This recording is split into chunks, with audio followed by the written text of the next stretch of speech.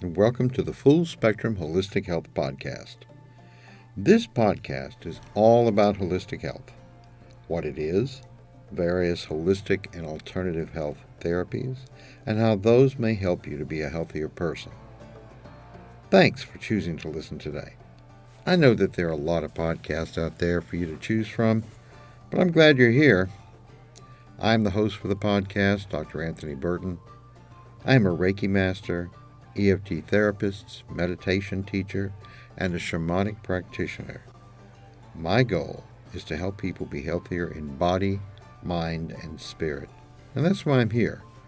A large part of what I do is educational in nature, because so many people are unaware of the power and efficacy of various holistic and alternative therapies. In these podcasts, you will hear stuff that will inform you, enlighten you, and help energize and balance you. Of course, it won't always be just my opinions and ideas, because sometimes I will be interviewing knowledgeable and interesting guests from a variety of areas of holistic and complementary health practice. So kick back, relax, open your mind, and listen. Spectrum Holistic Health is a complementary health and wellness business located in Northwest Georgia, USA. Check out the website at www.spectrum-holistic.com for more information.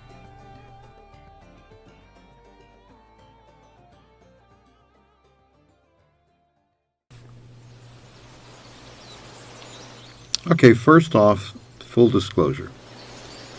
Just a few days ago, my lovely wife, Laura, and I had the sad duty of sending our little Princess Sugar across the Rainbow Bridge.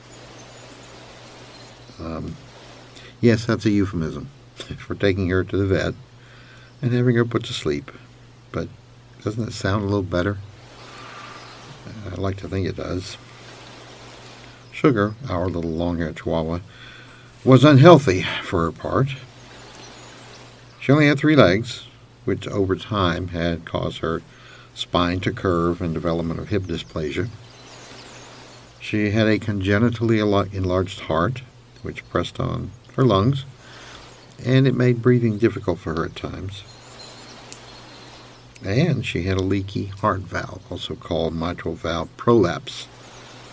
But with all that, she lived for 10 years. In the end, though, she started having small seizures, and the last one was a terrible grand mal that we could not successfully combat. So we allowed her to rest. And believe me, we are still grieving over that loss. However, over time, she taught us many times how important it is to continue to strive in spite of handicaps and things that may work against us that we can't change.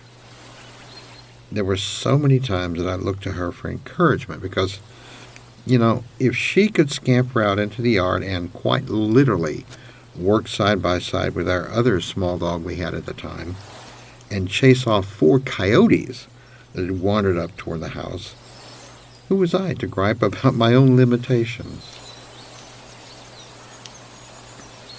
I hope you'll forgive that little personal story.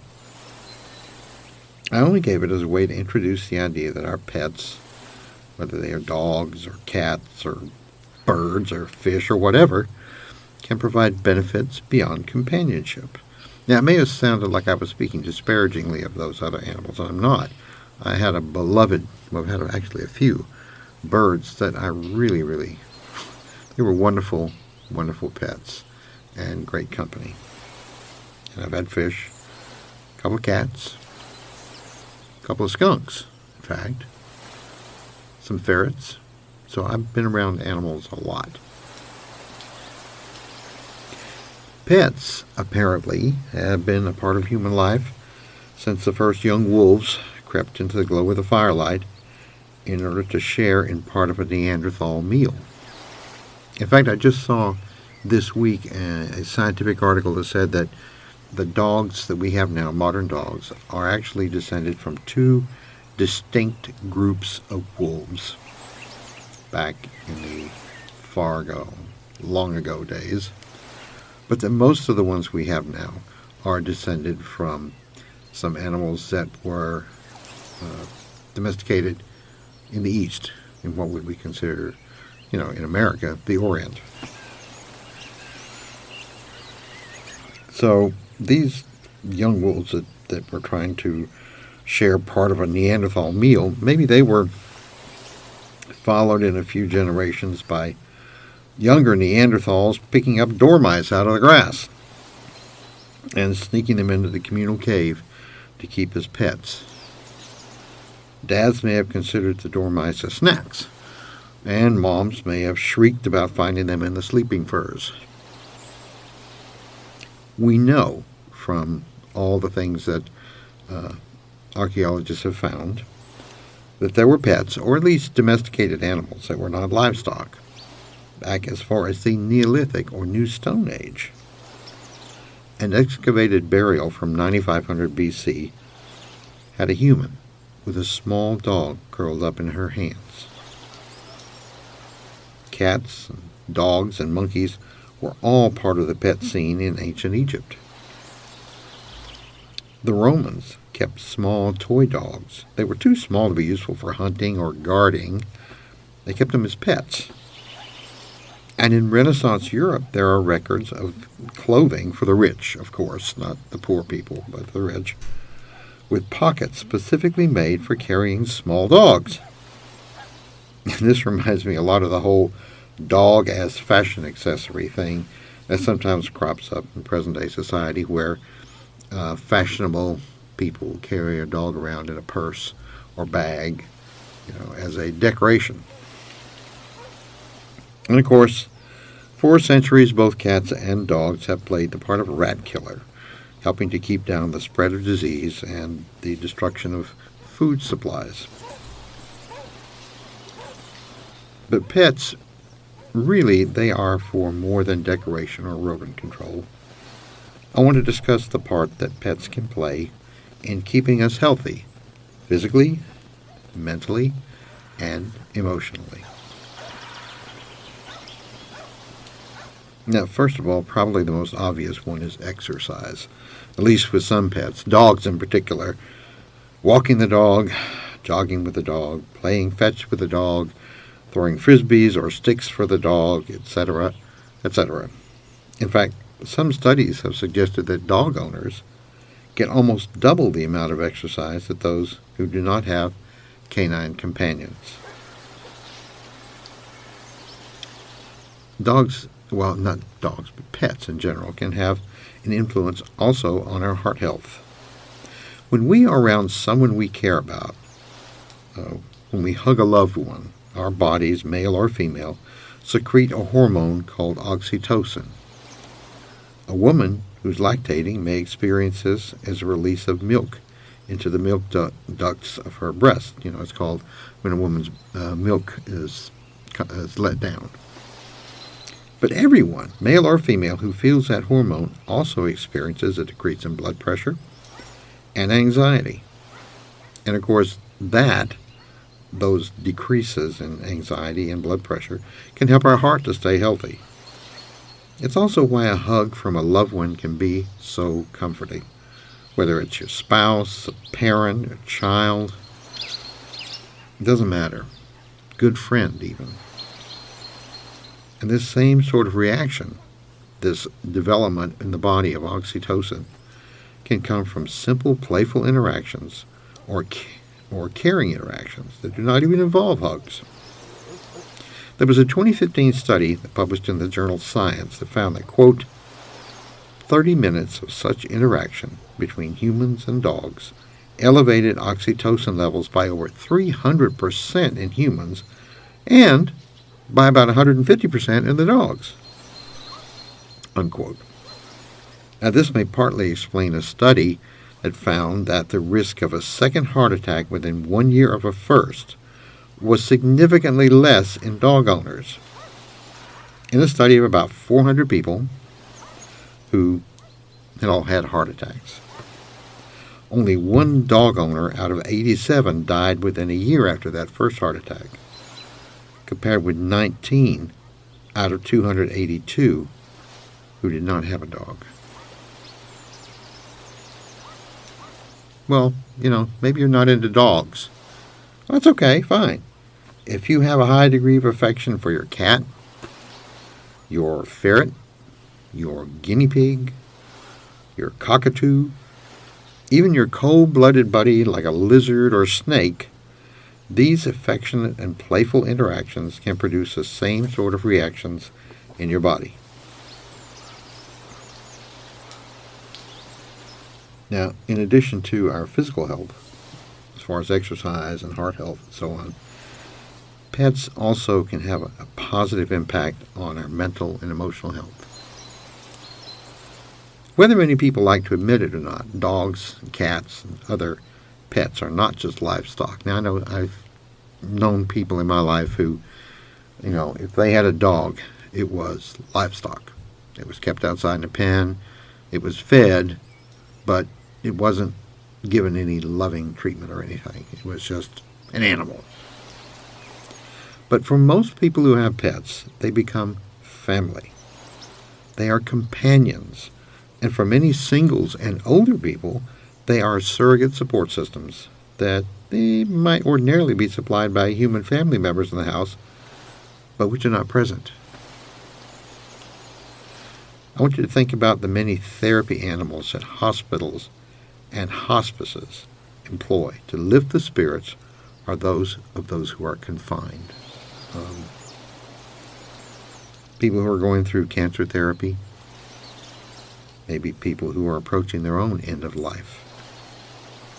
And people who simply are lonely because they don't have family members who visit them, whether it's because of geographic distance or because they simply don't have anyone. All of these people often can benefit from visits from therapy animals, whether that therapy animal is a dog, a cat, a guinea pig, or even a goat. And yes, there are therapy goats. I just read about them recently that visit hospitals and nursing homes.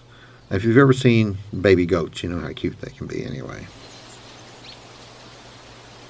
Now, this pandemic, which we hope is mostly over, but I won't say too much too soon, has also created hundreds of thousands of situations where people are separated from each other and from society at large, all over the world.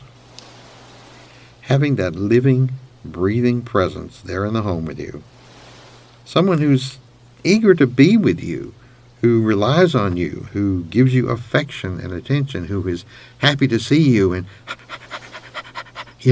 jumps up and down when you run in the room. Even if that creature is not human, it can provide comfort that boosts your mood and even, as stated before, help with physical health. Another thing that animals quite often do is to supply us with good humor, with laughter. Now, how many of us have not watched a video, either on television or our favorite social media site, Twitter, Facebook, whatever, where a dog or cat or horse or bird or whatever animal does something ridiculous, and we just crack up laughing. Sometimes it's because the dog can't seem to figure out that stick he's carrying is just too long to get through the gate or the door sideways. Sometimes it's because the cat tries to climb the walls because it turns around from eating some food and is confronted by a cucumber on the floor. And for some reason, cats, I guess, and cucumbers are deadly enemies. I'm not sure about that. Maybe it's because a bird is really into the music and has dance moves that we would love to have ourselves. Laughter can benefit us in ways many of us probably don't know or think about.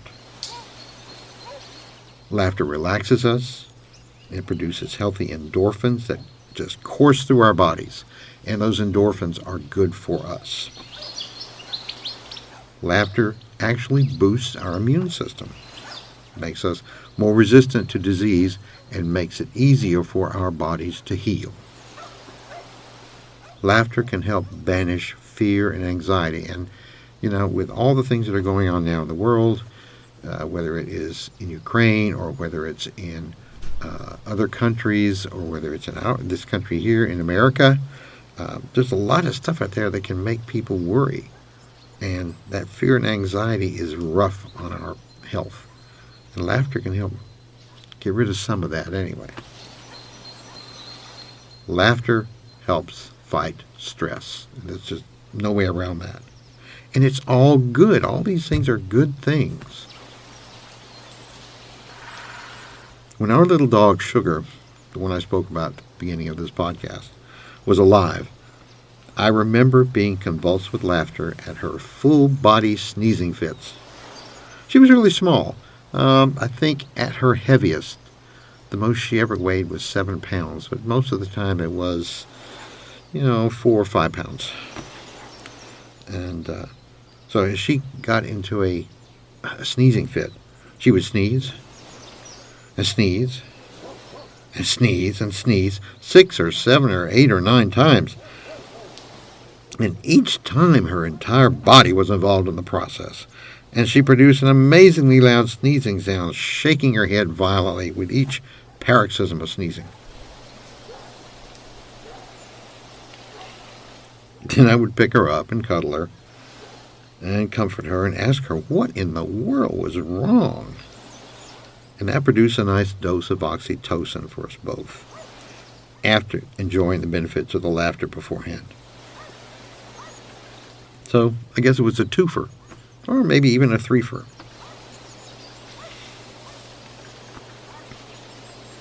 We all know how big of a buzzword mindfulness is right now. Well, pets teach us mindfulness. If we will watch them, we'll observe them a little bit. And rightly so. I mean, mindfulness has a number of benefits to us that I've talked about before, so I'm not going to go into them now. But I want to ask you, have you ever looked at a cat and thought, wow, that cat looks so anxious and worried all the time? I haven't. Or maybe you watch your dog and think, gee, I wonder if he's worried about whether or not he'll have snacks tomorrow. Now, I really doubt either of those situations occurred. Why? Well, animals, whether they are feline or canine or reptilian or avian or amphibian or whatever, live in and for the moment. They don't stress out over things. Even wild animals who live from day to day. Lions don't lay around in their dens at night worrying about whether or not they'll be able to catch another zebra tomorrow for lunch. And the zebra that's out there grazing on the savannah in the Serengeti doesn't waste time worrying about some lion that may or may not be waiting for her tomorrow. In the jungle, the mighty jungle, the lion sleeps tonight. And yes, I went there, and that song just went through my head. So the lion and the zebra and all the other animals let tomorrow take care of itself. The zebra grazes and only reacts to danger when and if it actually appears, instead of worrying about whether or not it will appear. Animals are just mentally structured to be mindful. That's just how they operate. They don't worry about what may happen, what may not happen, but they live for the here and the now. By observing them, how they live, how they interact with the world around themselves, we can learn a little bit about being in the moment the way they are. Hakuna Matata, as Pumbaa the warthog and Timon the meerkat in Disney's The Lion King sing. No worries. So, having a pet, unless you're really allergic to that particular pet, and of course if you're allergic to dogs, well, there are cats, and sometimes you don't like cats, there are birds and, other things. And there are also dogs and cats that are hypoallergenic, they don't shed, Those animals really, really can be so helpful to our health. They can be of such benefit to us, and Who doesn't want to have a little bit of love once in a while? Whether it's from a cat or a hamster or a dog. Think about that the next time you look at someone who may be walking their dog or talking to it like it's a little baby, and you might be tempted to think, oh, how silly. Well, it's not silly. They are actually helping themselves to be healthy while they are sharing their love and affection with that animal. And that animal is sharing their love and affection right back. Namaste.